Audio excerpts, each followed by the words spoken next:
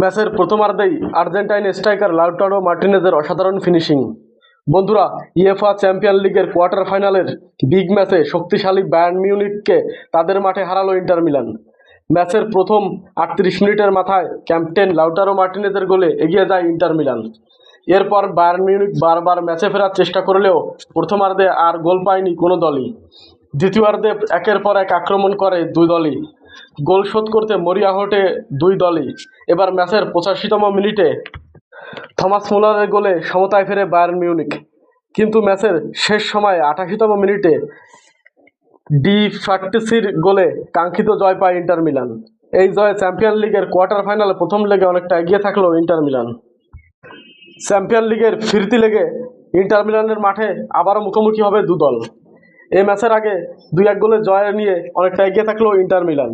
বন্ধুরা, ফুটবলের এই ধরনের সকল নিউজ পেতে এই চ্যানেলটি সাবস্ক্রাইব করে পাশে থাকুন।